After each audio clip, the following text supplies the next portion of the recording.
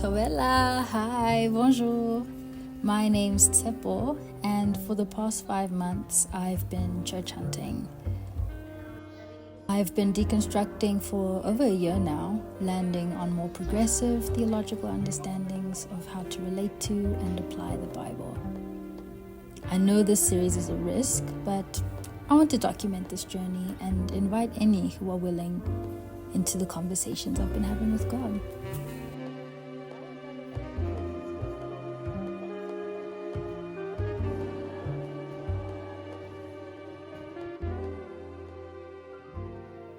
There were two churches that resonated with me most: God First Church and We Are Church.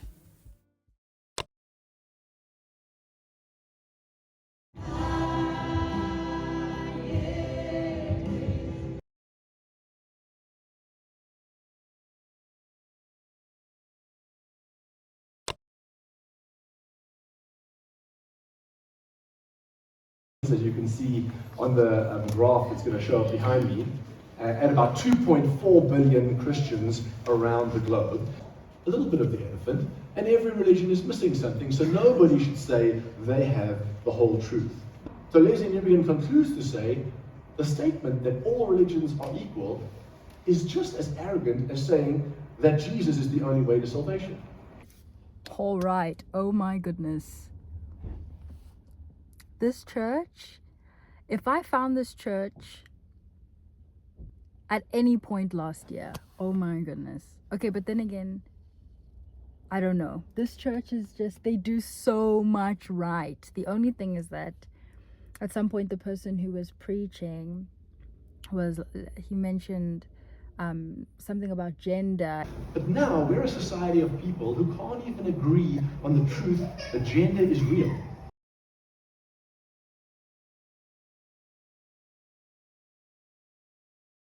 But yeah, so you can definitely tell that they haven't either done the research. No, you can tell that they haven't done the research, or they went light on the research, or they looked at bias research. And you can tell that they also haven't spoken to people who have that different perspective, which is disheartening, but it's understandable, right? Because queer people, and I mean not only in orientation, queer is like an umbrella term for sexual orientation, but also gender identity.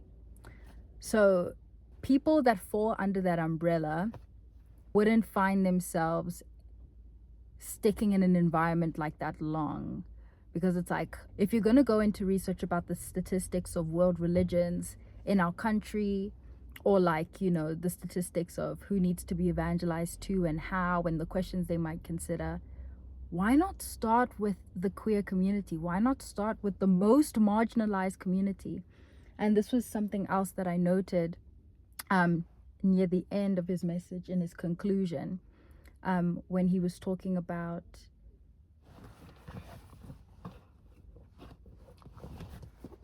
my mom's ordering a brie roll at the moment. So cute. Oh, I didn't write it down. Oh yes, he was saying Christianity at the time of Jesus' ascension was so radical because they were the only community of people that had poor people and rich people in the same place, different races in the same place, and of equal value.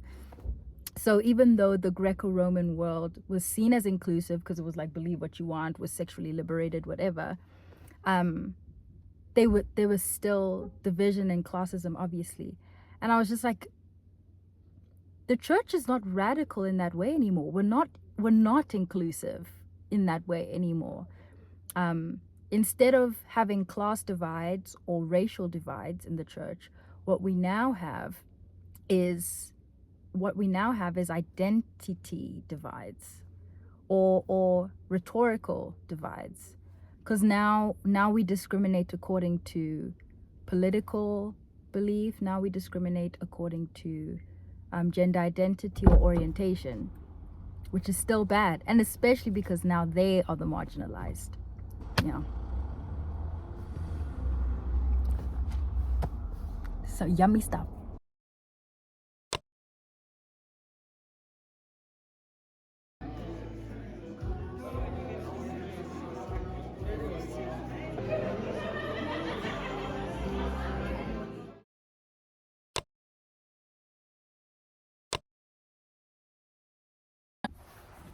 So, Mom and I just got back from We Are Church, and wow, so for starters, I found the church on ChatGPT. I literally just asked for progressive churches, because when you Google it first, you're gonna find churches that are like only talking about the fact that they're queer affirming.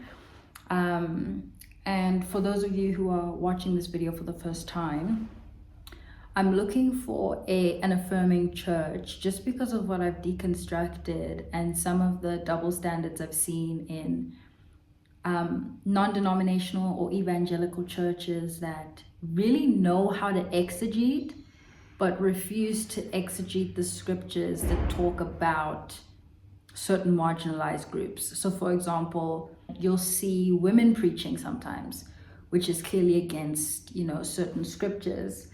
And so that means that that church has, I would say, properly exegeted those texts to see that, okay, that was specific to a certain group of people at a certain time. For me, what started this journey around liberation theology is queer people are the most marginalized group at the moment. Now, obviously, we know that there is a ethnic cleansing happening in the Middle East. So, of course, we have two major social justice issues. The first being the genocide happening in the Middle East, and various other genocides happening in the world, right? Genocide is the one issue. And then the other is identity politics happening with the LGBTQIA plus community, mostly in Africa, where you see if you are same-sex attracted, if you are a little bit more feminine as a man, and obviously if you wear makeup or nails as a man, you are perpetuating an idea that apparently is antithetical to being an African, and therefore you should be in prison or killed. Or, if you get assaulted or murdered, serves you right, is the vibe in a lot of these countries. And so that's the other major human crisis that's happening at the moment. Looking at the discord that's been happening with the Trump administration this time around, and just hearing the outcry from queer people, it made me think, okay, wait a second. Christians are supposed to be the frontline soldiers when it comes to the marginalized, We're supposed to be the people that the marginalized go, oh, where can I find safety? Where can I find love? The church. And that's not happening, obviously. It's the church that's perpetuating these abusive ideas for them. And so that was what started this journey for me. Just hearing from queer Christians, because honestly, before then, I thought that it was impossible. I didn't know that you could live a life of conviction and devotion and still be queer. I thought that to be a queer Christian meant your understanding of scripture would be watered down. But what I found is it's the opposite. In order for you to reconcile being queer and Christian, you have to exegete the texts, right? And so what I found is basically changed my mind on the issue. And so I need to be at a church that's also doing their homework and also noticing, that's also noticed what I noticed, that's also questioned and considered what I've questioned and considered. Not even necessarily that they've come to the same conclusions in every way, but yeah, to know that they're intentional to do their homework so that we can really love and be the church to as many people as possible. And you can't do that without an awareness of who these types of people are. and how they might interpret something. Something I once heard is, if I believe I'm doing something loving to you and you don't receive it as love, then it's not loving to you. So for example, if I slap you across the face for not finishing your vegetables, as a parent, I might think it's the loving thing to do, because you need to know you need to eat your vegetables. This is a terrible example, but we see it happening in a lot of contexts where abusive behavior is justified because it's tough love. I'm doing this because I love you, and love doesn't rejoice in wrongdoings, right? But obviously that causes immense damage to the other person. And so it's not loving. And that's where liberation theology comes into place. So this church embraces liberation theology, and it was just wonderful. So for starters, in the beginning of every service, they have a social justice portion, maybe like 2 to 5 minutes, where someone from the congregation shares a testimony, or lets the community know about a social justice cause that they're passionate about. And today there was a lady who came up to talk about the Debtors Anonymous Association, and she shared her testimony about how she was 1.5 million rand in debt and literally tried everything, and realizing that being in debt for her was an addiction. Very, very fascinating. Look into it. But yeah, now she's completely debt free. Completely debt. I believe she found this place during COVID. Yeah. The message today was not your normal sermon. She didn't refer, wait. I was gonna say she didn't refer to a single scripture, but that's not true. The scriptures she referred to were from these other people. The message was about decolonizing and degendering God, with the caveat not to say we shouldn't call God he, but just to say that's not the only pronoun we can use for God. Very interesting. That was the underlying premise, right? That was the underlying thesis. And she referred to, Lauren, I didn't get the last name, frustrating. Lauren had like such a fascinating take for me.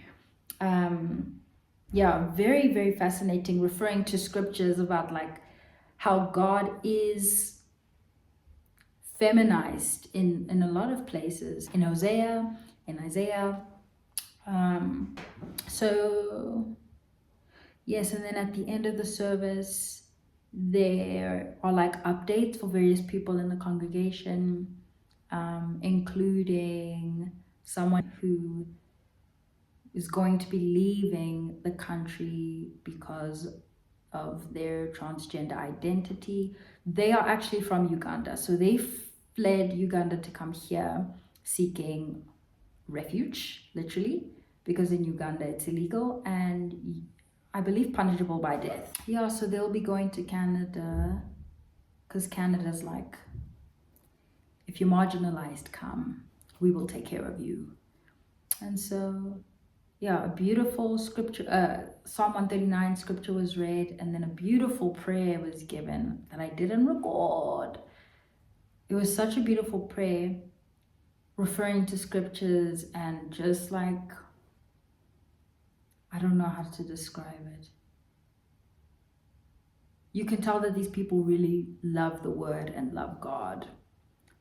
And I know for a lot of conservatives and even the evangelicals who think they're in the center, when you say you're an affirming Christian, it's like, well, then clearly you don't love the word, or you don't take the word seriously. And it's funny because that's usually how traditional Christians see non-denominational Christians. Like, you guys don't care about the word, because if you did care about the word, there'd be no women preaching. So yeah, very, very fascinating and interesting day. I'm very grateful. And Oh, I'm supposed to be messaging people that I met today.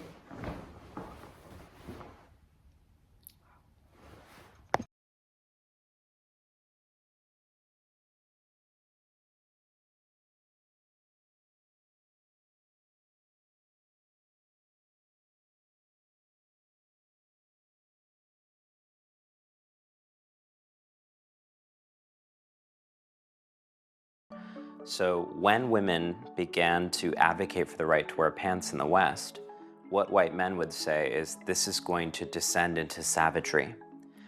That to be a civilized society is one in which there's a clear distinction between men and women. And in fact, they would point to indigenous people and say, see, these people are more backwards because they don't have as many visual distinctions between men and women. Look, these indigenous women are bare-chested. Look, these men have long hair and have tattoos and accessories and earrings. That means they're feminine. So much of this investment in saying that man and woman have to be these opposite categories actually is related to these histories of colonization and white supremacy. And that's why for me, when I speak about my gender, I'm speaking about my race. When I'm speaking about my race, I'm speaking about my gender. I can't separate these things. Again, I iterated that gender is not real. I said there were so many cultures that did not adhere to a gender binary prior to being colonized. My own is one of them. And gender is a racial construct. Period. So what it means to be an Indian woman, a Samoan woman, a white woman is different and culturally contingent. Absolutely. I grew up with strong, badass, hairy brown women.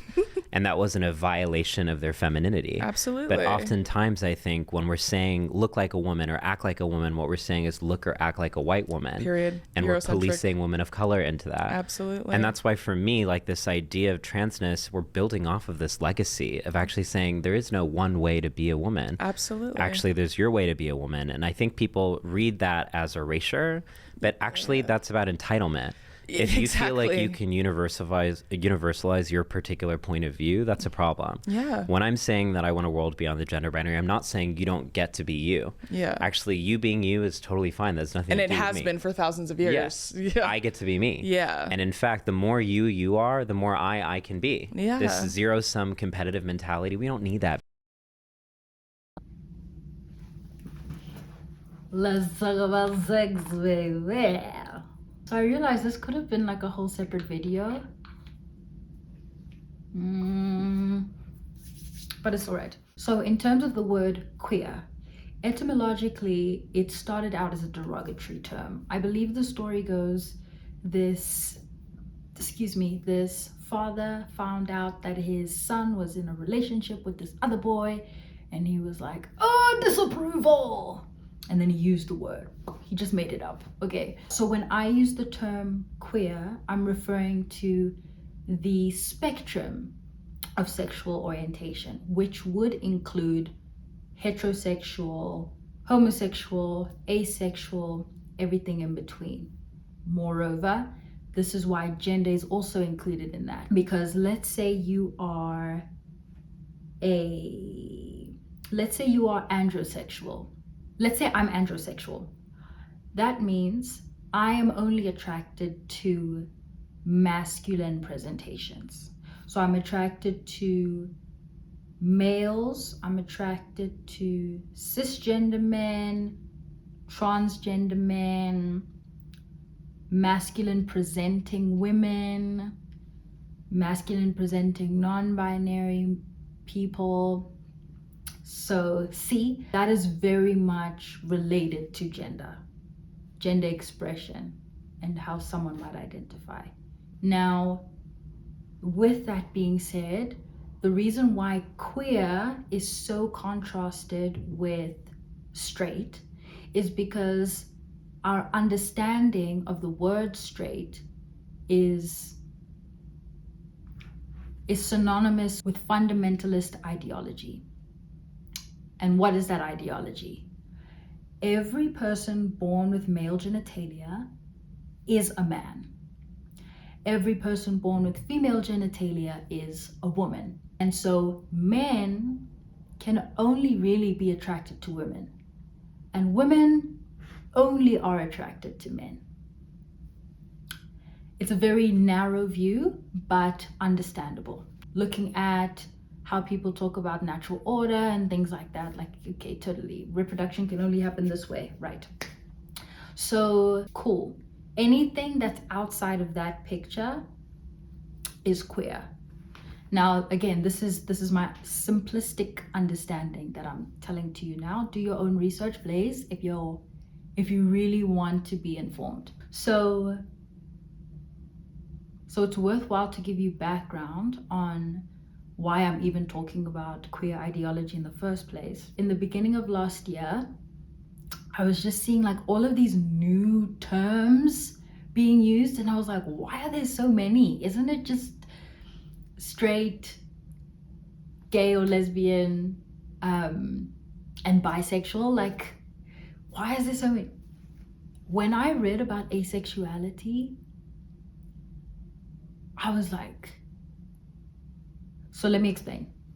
Asexuals experience little to no sexual desire. Arousal doesn't happen for them in the same way that it does for a typical idea of sexuality. And so then it hit me that you could be straight and asexual, which again, in my mind would mean you're queer, because it doesn't fit that societal norm. Not only that, but it also would affect your approach to marriage. If I were asexual and I'm getting married and I'm only discovering for the first time in our first few weeks or months of marriage that I'm not enjoying sex and I actually prefer not to have it, but I'm really just doing it for my partner. And I guess, yeah, now it's going into like patriarchy. So maybe that's not a good example, because then that often falls into the heartbreaking statistics of rape in marriage in the church. And I think just in general in religious marriages, where it's like, well, we're married and I, as a man who has a very high sexual appetite, need that appetite met. Whether you feel like it or not, it's kind of your service and your worship to God.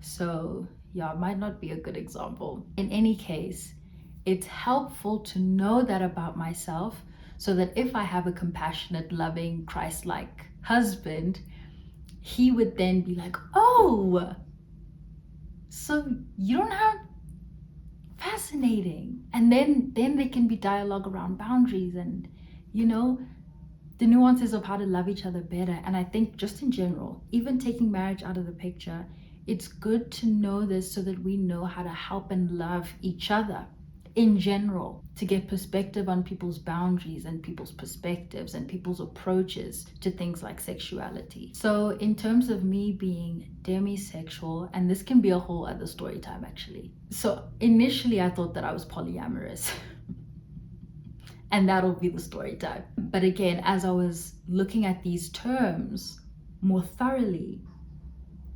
demisexuality refers to only being sexually attracted to someone after a deep emotional connection. So when I thought about it, and I was like, but I could do a one-night stand, right? And again, that's the default. Obviously, preference comes into play to say, like, what type of man would you be more likely to have a one-night stand with, or more likely to marry, and so on. But for me, I was like, even if there was an attractive man, if there's no deep resonance or connection that's happening, they're not getting a kiss, they're not getting anything. Moreover, if I'm talking to someone who initially I might not be physically attracted to, but emotionally there's just so much color, they could get it, you know? And I would say that deviates from the norm. Not too far, obviously, because I can just pretend. And also being demisexual makes purity culture very convenient for me. I never really struggled with abstinence. And so I thought that like God had really blessed me with self-control, because I really didn't picture having sex with people at all, really. Like, yeah, I would fantasize about like Josh Levi or something, but it would never be sexual, because like I don't know him, you know? With any celebrity crush I've ever had, it was never sexual for me, because there wasn't that emotional connection. Yeah, anyway, that's my story. Thank you so much for getting to this point. Thank you for choosing empathy and listening to me. Thank you for choosing to hear a different perspective. And like, really, I consider you watching videos like these an indicator that you are daring to stand corrected. You are daring to be willing to unlearn. And I think that's the aspect of humanity that I live for.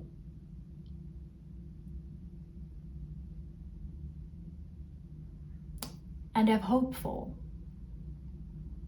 So again, thank you so much, and I'll see you in the next one. There's gonna be a part 2, because I'm pretty sure this is my church. I'm pretty sure I'm gonna settle in this church, but time will tell. And yeah, all right, bye.